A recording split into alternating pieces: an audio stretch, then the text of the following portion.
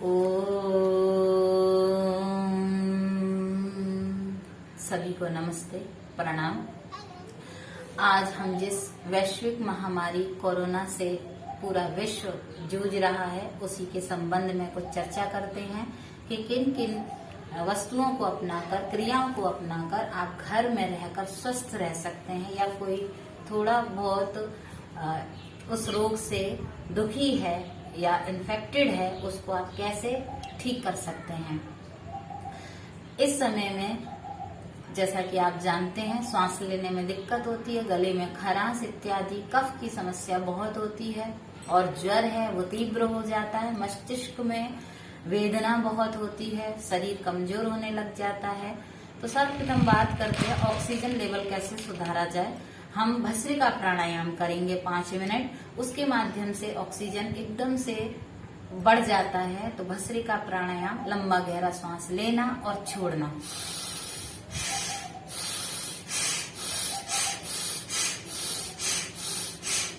इस क्रिया से तुरंत आराम मिलता है। इसके साथ साथ एक पोटली बनाएंगे जिसमें 1 चम्मच अजवाइन, 5 से 7 लौंग, 5 से 7 इलायची, 5 से 7 ग्राम कपूर को हम बांधकर और सांस के माध्यम से गहरा सूंघते हुए उसे अंदर की ओर उस जो हमने जड़ी बूटियां बांधी हुई हैं उसकी गंध को अंदर तक ले जाएंगे, जिससे हमें बहुत आराम मिलेगा, कफ भी बाहर निकलेगा।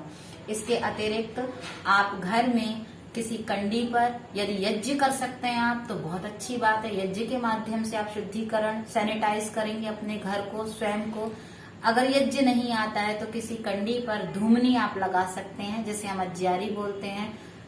1 से 2 चम्मच शुद्ध देसी गाय का घी, यदि वह नहीं है तो आप उसमें कपूर, लौंग, इलायची इत्यादि, गुग्गुल इत्यादि डालकर आप पूरे घर में धुआं उसका प्रसारित कर दीजिए। यदि आपको सूखे नीम के पत्ते मिल जाते हैं तो वह ले सकते हैं और उसमें थोड़ा सा कपूर भुरक कर उसे आप जला सकते हैं घर में, जिससे वायु है वो दूषित होने से बचे और आप शुद्ध वायु आपको अपने घर में मिल सके। ये कार्य आप नियमित करें, जिससे आज जो प्रदूषण है वायु में अंदर भी उसको आप दूर भगा सकें।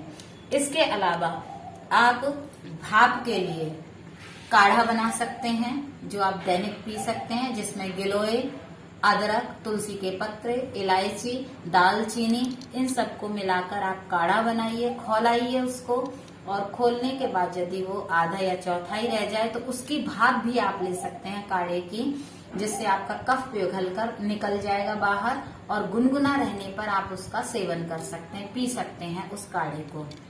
इसके अतिरिक्त उस काढ़े में खौलती अवस्था में ही आप 1 नींबू भी डाल सकते हैं। नींबू के छिलके आप खौलाना चाहें पानी में, उसको खौला सकते हैं। वो आपके लिए बहुत अच्छा रोग प्रतिरोधक औषधि का काम करेगा, और उसको आप पी लें, क्योंकि जो नींबू है वो बहुत ही विशेष लाभकारी होता है।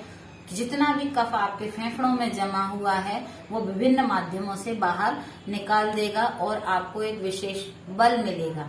इसके अतिरिक्त गुनगुने पानी में आप शहद घोल कर ले सकते हैं, जिससे जो कमजोरी आए उसको आप दूर भगा सकते हैं।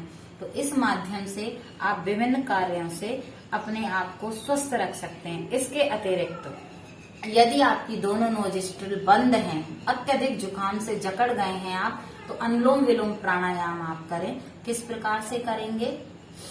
आप दाहिने नाक नोजिस्ट्रिल को बंद करेंगे, राइट साइड वाले को, और लेफ्ट से आप श्वास गहरा भरेंगे।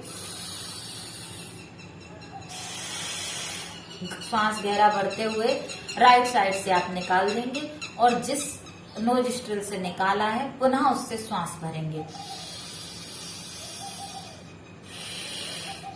इस प्रकार से आप 5-7 मिनट करने के बाद आपको बहुत राहत मिलेगी, और आपके जो दोनों नोजिस्ट्रिल्स हैं धीरे धीरे खुल जाएंगे। यहाँ पर भी आप कपूर को विभिन्न माध्यमों से सूंघें, जिससे आपका दिमाग में और जो फेफड़ों में कफ है वो पुनः निकल जाए। तो ये एक बहुत अच्छी क्रिया है। इसके बाद आप नस्य ले सकते हैं रात को सोते समय। नस्य अर्थात नाक में सरसों का तेल, बादाम रोगन या अणु तेल आप 5 से 7 बूंद रोजाना डालें, जिससे आपके मस्तिष्क में ज्वर नहीं चढ़ेगा और आपको एक मानसिक बल मिलेगा। जो आज डर का, भय का वातावरण है, उससे आपको लड़ने की एक क्षमता मिलेगी मस्तिष्क में। आप तरोताजा महसूस करेंगे और जो आपको बार बार कफ बन रहा है, नाक में भी आपके बंद रहती है नाक, उससे भी आपको मुक्ति मिलेगी। तो इस प्रकार से आप नस्य जरूर लें, नस्य लें आप। और नस्य के बाद आप यदि गले में अत्यधिक खरांश है, क्योंकि होती ही है ऐसे में, तो आप उज्जाई प्राणायाम करें। एक बार यहाँ आपको करके बताएंगे। गले का अंदर संकुचन और श्वास को अंदर की ओर खींचना। ऐसे हम कंठकूप से हम ठुड्डी को मिला लेंगे।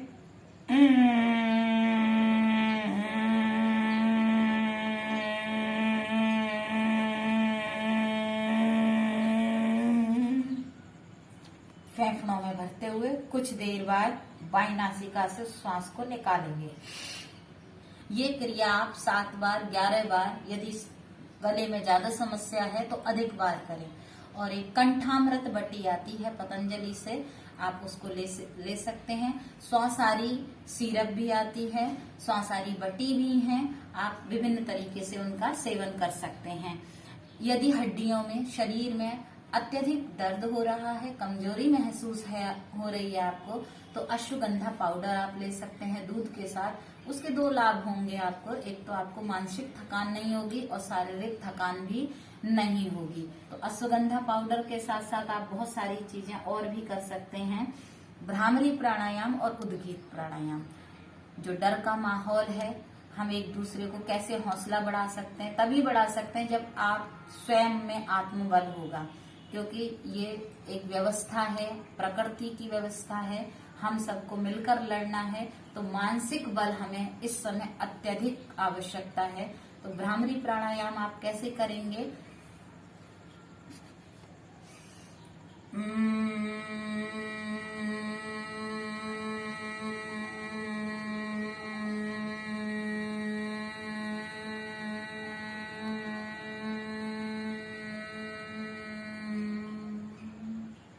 ये आप 5 बार, 7 बार, 11 बार आपको बहुत ही आत्मिक शांति देगा, शरीर में एक बल बढ़ाएगा और आप देखिए धीरे धीरे कैसे इस रोग से मुक्त हो जाएंगे। तो विभिन्न प्रकार के काढ़े से, आप यज्ञ दैनिक करने के माध्यम से, विभिन्न प्रकार की धूमनी लगाने से और अपने घर में नीम का पानी तैयार करके आप उसमें पोछा लगाएं, जिससे आपका घर और भी शुद्ध हो जाए। सैनिटाइजर आप नीम के पानी से और कपूर और फिटकरी डालकर आप बना सकते हैं। सब्जियों को उसमें धो सकते हैं। इस प्रकार से आप अपने घर का शुद्ध सैनिटाइजर बनाएं। तो इन छोटी छोटी बातों से आप अपने आप को और आसपास के वातावरण में शुद्धता फैला सकते हैं। अपने परिजनों को भी यह बताइए, उन्हें हौसला बढ़ाइए। उन्हें जो मानसिक रूप से थक चुके हैं उनको पुनः जीवित कीजिए। और इसी के साथ हम उद्गीत प्राणायाम के साथ, क्योंकि ये भी एक रामबाण, एक औषधि है ईश्वर पर भरोसा करने का कि हे ईश्वर, आपने हम इस व्यवस्था में हैं, इससे हमें आप दूर रखें, हम आत्मिक बल से युक्त हों, मानसिक बल से युक्त हों। तो उद्गीत प्राणायाम, ओम का उच्चारण हम अधिक से अधिक करें। गायत्री मंत्र और महामृत्युंजय मंत्र का जाप करके हम ध्यान भी कर सकते हैं। 5 से 7 मिनट आप एकाग्रचित्त होकर ध्यान करें, जिससे हम इस बीमारी से स्वयं को और अपने भारतवर्ष को, पूरी वसुधा को बचा सकें। तो उद्गीत प्राणायाम के साथ समाप्त करेंगे।